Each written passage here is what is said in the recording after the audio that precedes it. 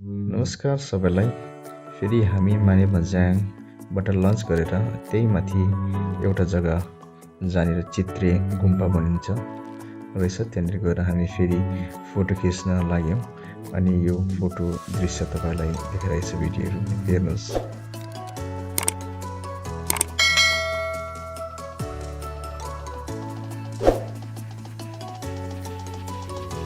भाइ गुम्बाको नाम चाहिँ के अरे?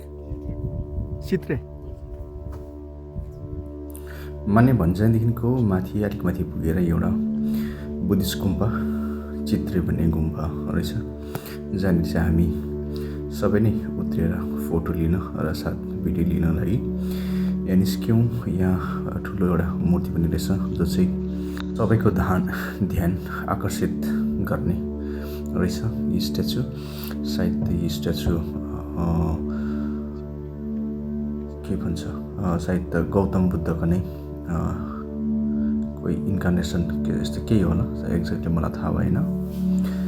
अनि हामीले यहाँ फोटो लियौँ सबैजना। दुईवटा गाडी थियो मानेभन्ज्याङदेखिको, किनभने बाटो स्टिप भएको कारणले गर्दाखेरि हामीलाई दुईवटा गाडी दिएको, त्यसैले गर्दाखेरि हामी यहाँनिर दुई गाडी आएर फेरि फोटोहरू लिन थाल्यौँ। यो फोटो लिने जग्गा धेरै नै ब्याकग्राउन्डले गर्दाखेरि धेरै एट्र्याक्टिभ भएकोले गर्दाखेरिको हामीले धेरै बेर बस्यौँ यहाँनिर। अलमोस्ट मोर देन 30 मिनट्स हामी यहाँ बसेर फोटोहरू लियौँ। अनि चिसो मानेभन्ज्याङदेखिको धेरै नै चिसो लाग्यो।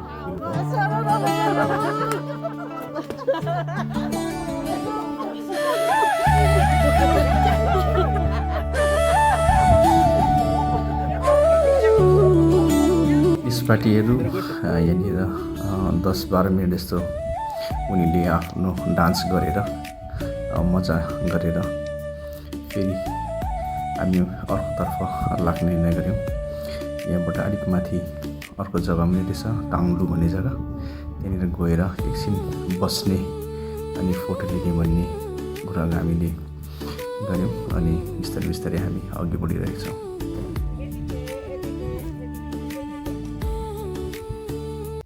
यो चित्रे गुम्बादेखिको अलिक माथि जाँदै गर्दाखेरि धेरै टुरिस्टहरूले आफ्नो क्यामेरा लिएर त्यहाँको विशेष गरी फुलको फोटो क्याप्चर गरिरहेका थिए।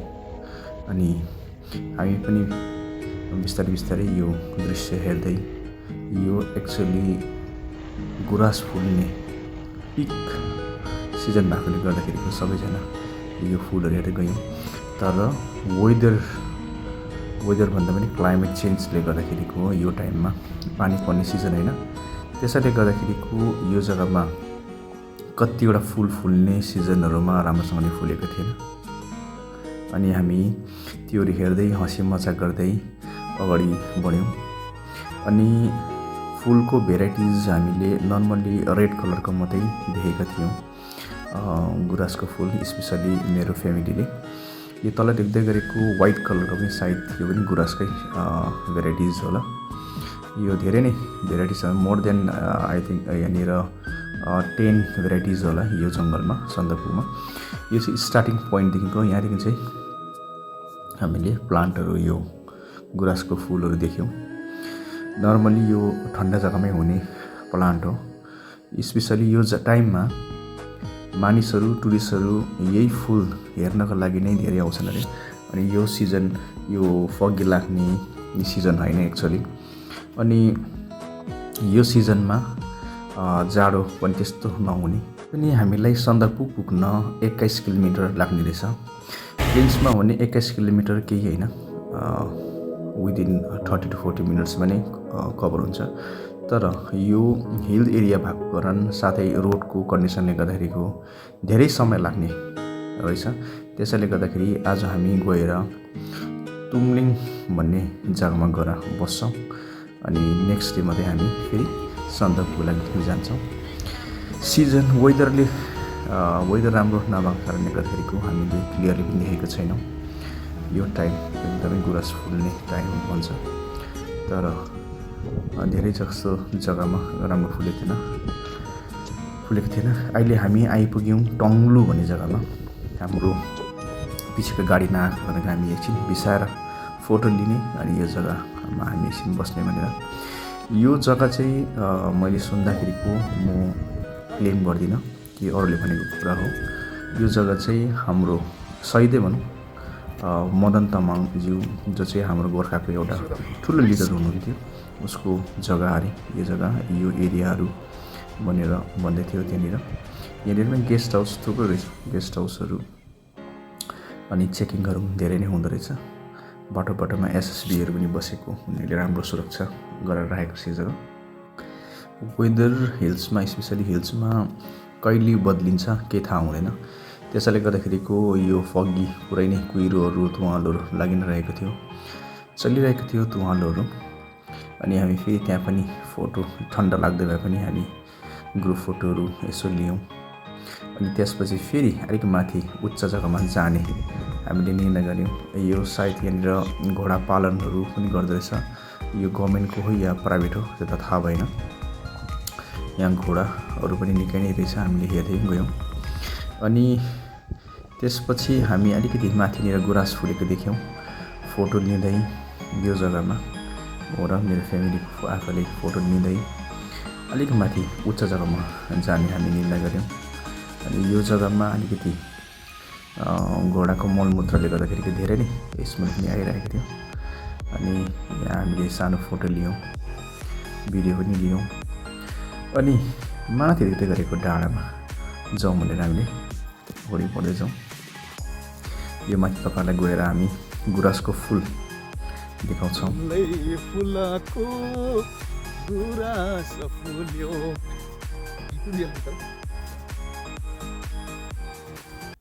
यो चाहिँ हो टङ्लु डाँडा।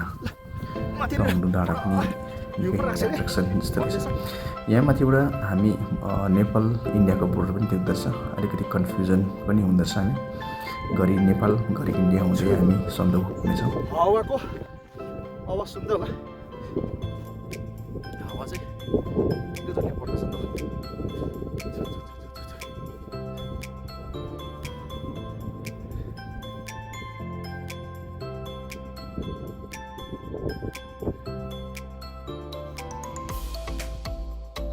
So आउन, ओइ, we go up to there. Come.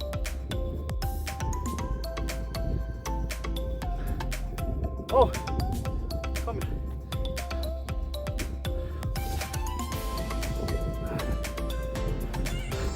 Run.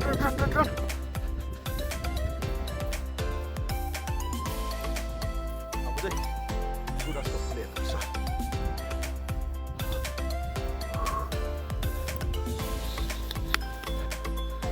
आज म गुराँसको फुल देखाउँछु। गुराँसको फुल यो चाहिँ हामी सन्दक मुनि डाम्लिङ कि डाब्लिङ भनेर के हो जग्गा चाहिँ गुराँसको फुल चाहिँ यसो बोलेको छ नि त।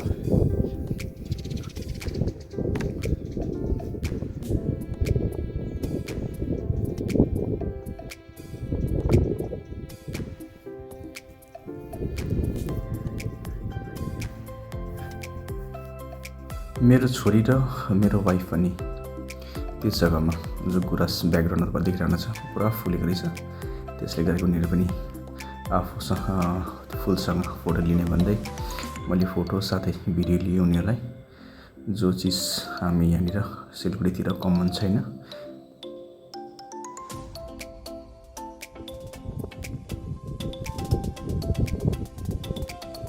मेरो छोरीले यो जग्गालाई धेरै मन परायो, किनभने उसलाई यस्तो झार जङ्गलहरू बेसी देख्न पाउँदैन। त्यसैले हामी भुइँमा बसेर एकछिन रेस्ट पनि गऱ्यौँ।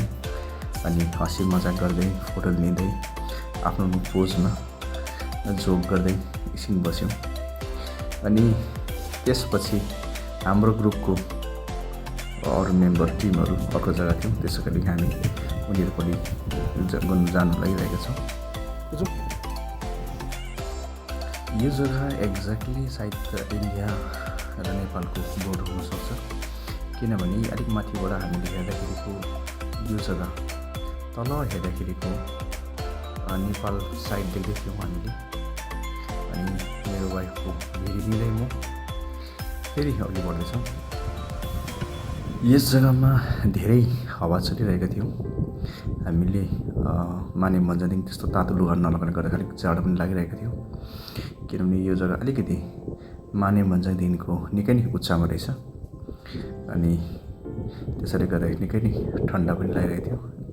तर मेरो छोरीलाई गरमभन्दा ठन्डा मन पराउने गर्दाखेरि उसले धेरै नै इन्जोय गरेको थियो। लेट्स गो, माथि गएर फेरि तपाईँहरूलाई अरू चिजहरू पनि देखाउँछौँ, गएर त्यहाँबाट ट्राई गर्छौँ, नेपालपट्टिको नेपाल होला सायद त्यो देखाउनु कोसिस गर्छौँ। माथिको भ्यू कस्तो रहेछ यो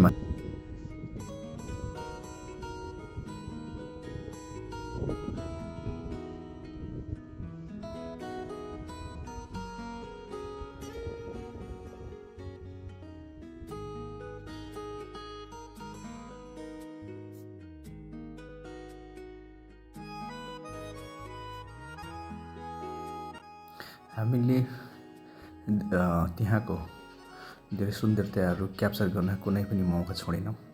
हरेक पोज लियौँ, मिल्दै हाँस्दै जोक गर्दै, किनभने फ्यामिली टाइम, क्वालिटी टाइम भन्ने पनि हुनुपर्छ। त्यसैले गर्दा हामी फोटो धेरै लियौँ।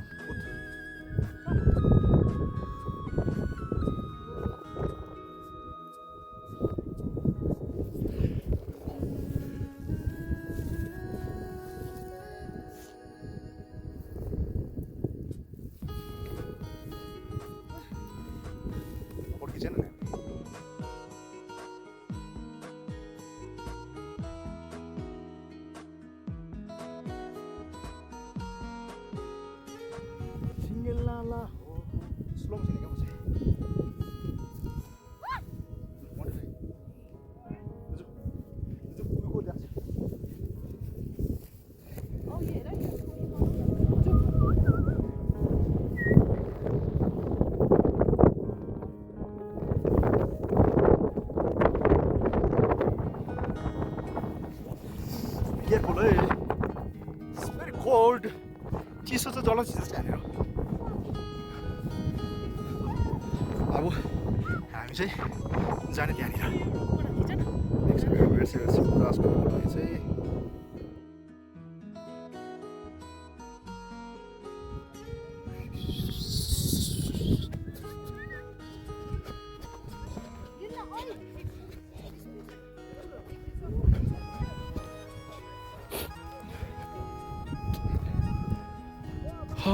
नाकबाट भित्रबाट पनि लिक्विड निक्लिएर जस्तो हुँदो रहेछ। Running knows.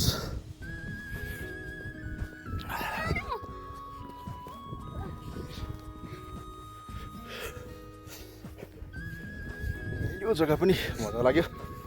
सन्दकपू पुग्नुभन्दा अगाडि चाहिँ आज यहाँबाट हामी अलिकति सायद 40 मिनट्सको बादमा हल्ट गर्छ अघि दिन। आज हामी त्यहाँदेखि सन्दकपू जान्छ नेक्स्ट डेमा।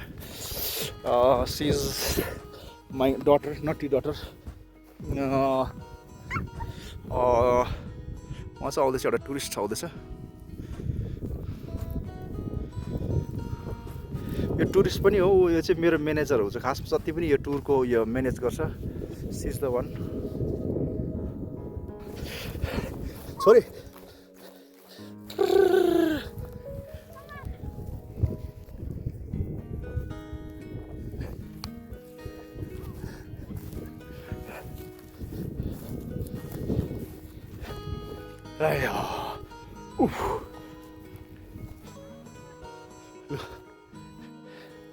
यो माथि देखिरहेकोहरू चाहिँ हाम्रै टिमको हुनुहुन्छ, जो चाहिँ माथिनिर पुरा इन्जोय गरिरहनु भएको छ, गानाहरू गाइरहनु भएको छ।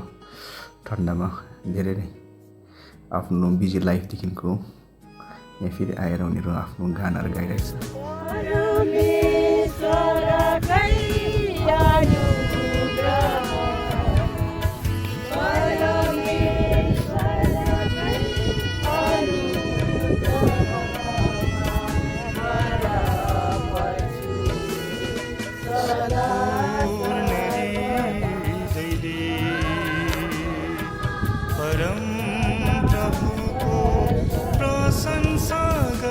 यो माथिको टङ्ग्लु डाँडामा हामी फेरि ग्रुप फोटो लिने भन्दै एक एकजना एड हुँदै गयौँ। अनि यहाँ पनि हामीले 10-15 मिनट जस्तो बितायौँ। धेरै बिताउन नसक्ने रहेछ, किनभने हावा धेरै लागेको कारणले गर्दाखेरिको हामीले फटाफट फोटो लिएर फेरि हामी बाटो लाग्यौँ।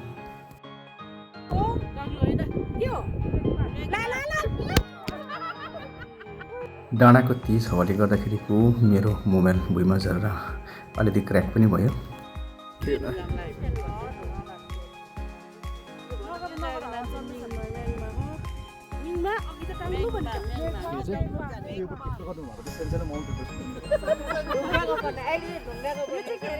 सुकेर यस्तो भएछ।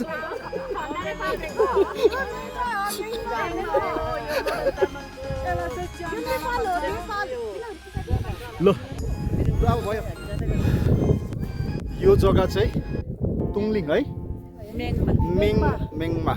यहाँ चाहिँ हाम्रो ज्यान डाँडा पनि हुन्छ, जहाँनिर चाहिँ हाम्रो शहीद भन्दा पनि हुन्छ हाम्रो मदन तामाङज्यू जो स्वर्गीय, जो गोर्खाको लागि धेरै गर्नुभयो, उहाँलाई चाहिँ यहीँनिरै जलाउनु भएको रहेछ। 100% भन्दिनँ तर अनि उहाँको सायद जन्मथलोहरू पनि सायद यहीँनिरै थियो। उहाँ पनि हाम्रो गोर्खाको एउटा ठुलो नै नेता हुनुहुन्थ्यो। यो चाहिँ धेरै हावा चलिरहेको छ, चिसो पनि धेरै चिसो जाडो भएको जग्गा हो। तर सायद यो चाहिँ नेपाल जस्तो लाग्यो क्या, मलाई स्योर छुइनँ, सायद देख्दै गरेको। यो धेरै जाडो छ, यी जाडो छ। अब हाम्रो माथिनिर जो सन्दकपू चाहिँ कति त यो चिज छ त्यो त थाहा छैन।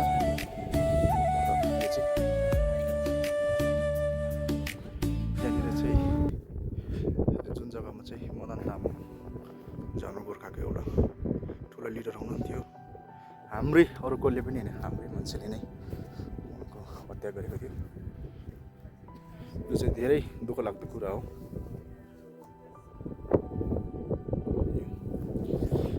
हामी अहिले एक दिन अलिक माथि गएर एकदम गर्छौँ, त्यसपछि फेरि सन्दकपुरी लाग्छौँ हामी। यो जग्गामा हुनुपर्छ। यो चाहिँ it's not only for the यहाँको लोकल पिपल, अरूले धेरैजना बाहिरबाट पनि, स्पेसली मैले देखेँ कलकत्ताबाट धेरै नै टुरिस्टहरू देखेँ।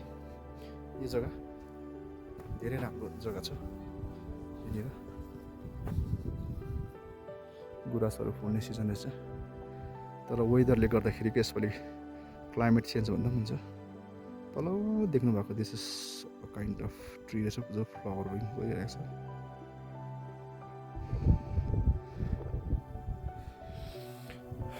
अब बिस्तारै लाग्छौँ।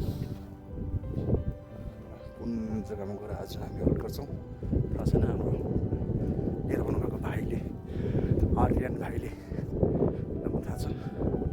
जाडो चाहिँ जोड जाडो रहेछ यो जग्गा चाहिँ।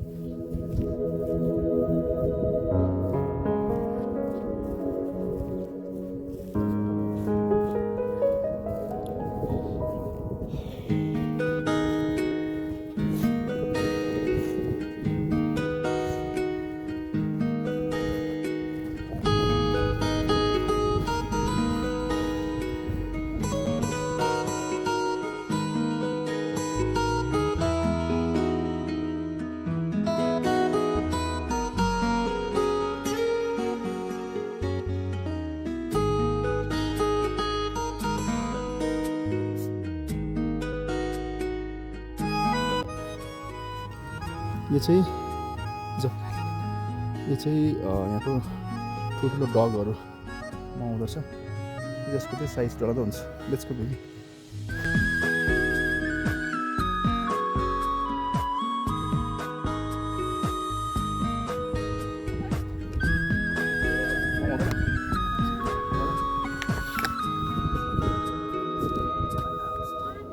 You so much for watching तपाईँलाई धेरै धेरै धन्यवाद अनि जो जसको नयाँ हुनुहुन्छ अनि च्यानल सब्सक्राइब गरिदिनुहोस् अनि नेक्स्ट भिडियो लागि रेडी रहनुहोस् थ्याङ्क यू बाई बाई